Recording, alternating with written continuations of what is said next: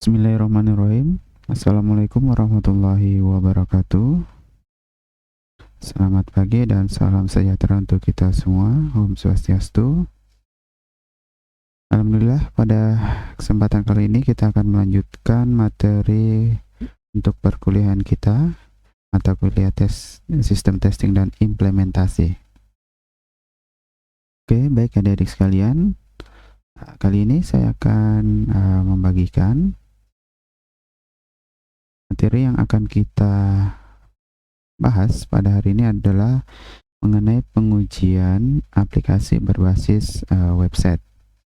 Ya, kalau kemarin kita sudah membahas pengujian aplikasi konvensional, kemudian yang kedua pengujian aplikasi berbasis objek, maka hari ini kita akan membahas pengujian aplikasi berbasis website.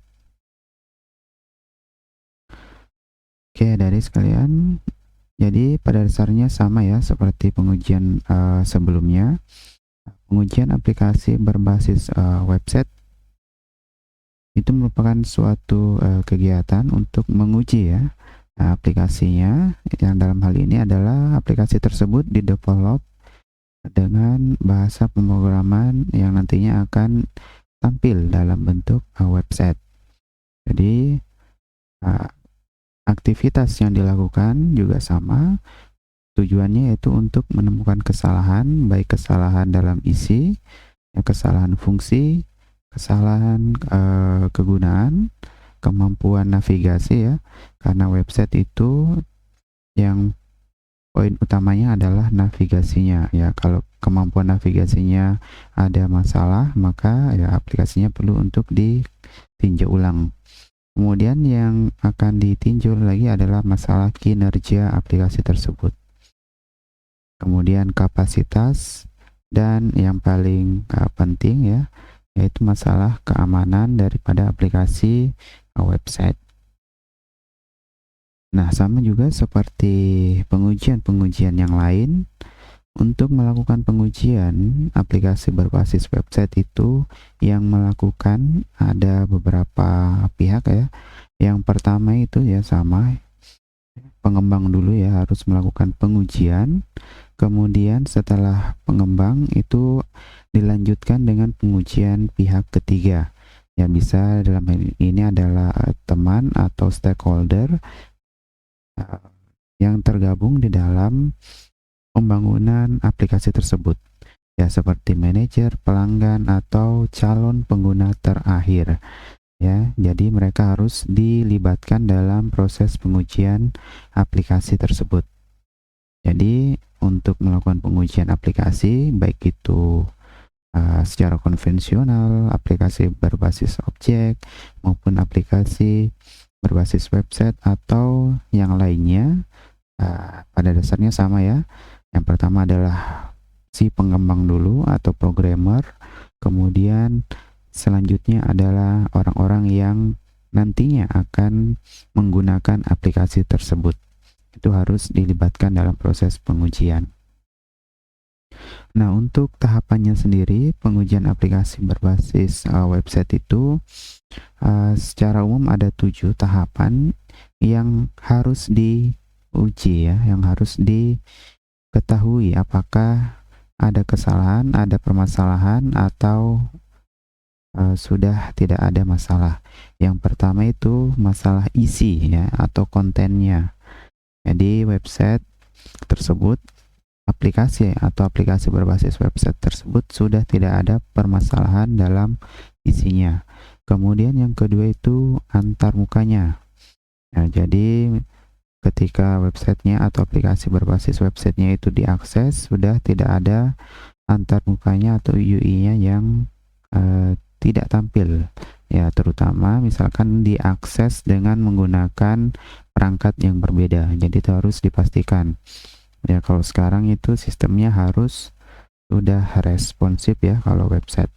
Jadi kalau dia diakses oleh desktop, tampilannya full. Kemudian jika diakses oleh smartphone, pasti akan ada penyesuaian dengan lebar layarnya. Jadi dia harus responsif. Kemudian yang ketiga yaitu pengujian navigasi. Seperti yang saya katakan tadi ya, untuk website itu poin utama yang paling penting itu masalah navigasi.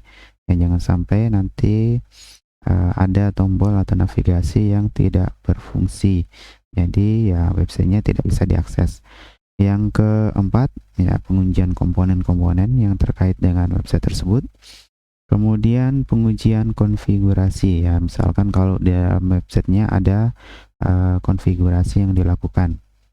Kemudian pengujian kinerja ya, untuk pengujian kinerja ini terkait dengan sistemnya nanti bagaimana jika websitenya diakses oleh user yang jumlahnya banyak ya, gimana sistemnya, apakah masih mumpuni atau bagaimana ya, jangan sampai websitenya baru diakses beberapa orang saja sudah down atau lemot ya, itu harus dipastikan.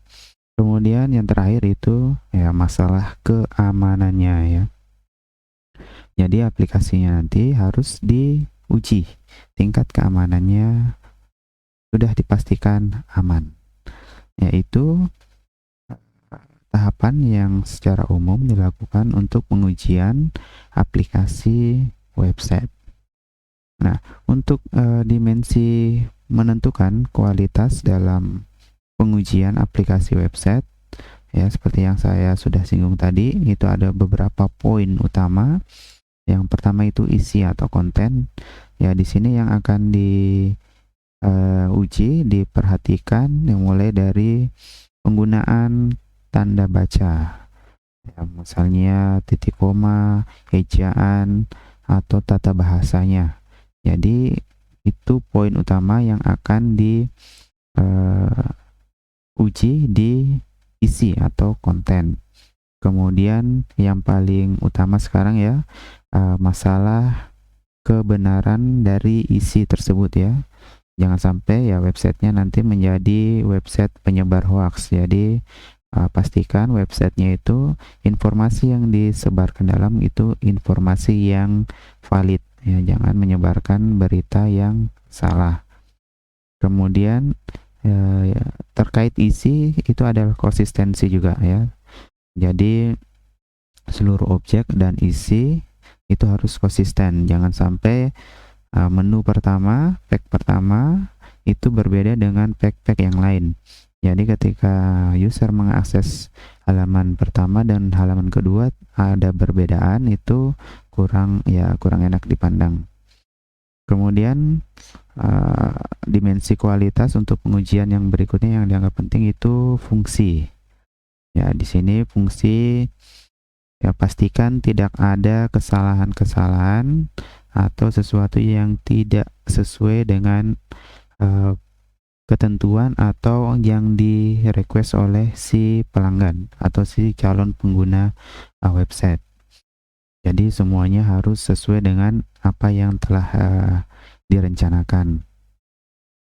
Jadi semua fungsi-fungsi yang ada di dalam websitenya itu harus sudah dipastikan kebenarannya ya. Yang mulai dari kebenarannya, stabilannya, kemudian kesesuaian standar pelaksanaan ya. Misalkan kita akan membuat website tentang SOP di suatu instansi ya, pastikan bahwa SOP-nya sudah sesuai dengan aturan yang ada di instansi tersebut. Nah, jangan sampai informasi yang disampaikan itu tidak sesuai dengan SOP yang berjalan. Jadi ya websitenya, aplikasinya itu harus berjalan juga sesuai dengan SOP. Itu yang dianggap penting dalam pengujian aplikasi berbasis website. Kemudian yang ketiga ya masalah struktur. Ya, pastikan bahwa websitenya sudah menyediakan isi, fungsi, dan aplikasi webnya itu terstruktur ya. Jadi secara fungsional itu misalkan ada tambahan itu bisa ditambah. Kemudian ya kegunaan. Jadi kegunaan websitenya ini harus sesuai dengan apa yang tadinya direncanakan ya. Jangan sampai kita menampilkan sebuah fungsi yang di situ tidak ada gunanya ya. Cuman agar websitenya saja banyak tag-nya ya. Jadi kita hanya menampilkan sebuah halaman yang sebenarnya tidak ada kegunaannya di dalamnya. Selanjutnya, dimensi yang dianggap penting dalam pengujian aplikasi website, ya, kemampuan untuk dapat dinavigasi. Ya, ini harus kita uji dengan menggunakan media atau perangkat yang berbeda. Ya, bagaimana jika websitenya diakses dengan desktop? Apakah kinerja navigasinya masih lancar? Kemudian kita uji juga ketika websitenya diakses dengan menggunakan smartphone, HP dari berbagai macam jenis, dan tablet, ya. Itu harus kita pastikan. Ya, terutama URL, link, kemudian itu bisa diakses, ya, dengan berbagai macam gadget tadi, ya, mulai dari laptop, PC, smartphone maupun tablet. Jadi jangan sampai aplikasi websitenya lancar ketika diakses menggunakan laptop atau PC, namun ketika menggunakan smartphone ada masalah, ya, karena ada perbedaan pointer di laptop dengan smartphone. Itu yang kadang ada kendala di aplikasi website. Kemudian selanjutnya itu masalah kinerjanya. Ya, kinerja ini terkait juga dengan perangkat yang digunakan untuk mengakses websitenya. Nah, jangan sampai kinerjanya berbeda ketika diakses dengan laptop dan smartphone. Apalagi sekarang itu kebanyakan, ya, orang mengakses website melalui smartphone, ya. Kemudian kompatibilitas, ya. Ketika websitenya atau konfigurasi menggunakan host yang berbeda, baik dari sisi klien maupun dari sisi server, itu tidak ada kesalahan. Ya, masalah, ya, konfigurasinya, ya, pastikan juga tidak ada kesalahan, ya.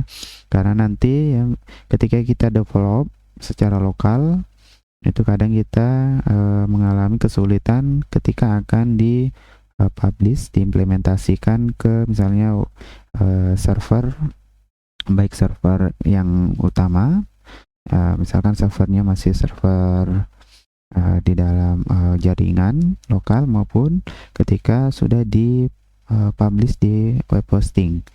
Jadi usahakan Anda menggunakan aplikasi yang web servernya didukung oleh web hosting yang ada saat ini, ya.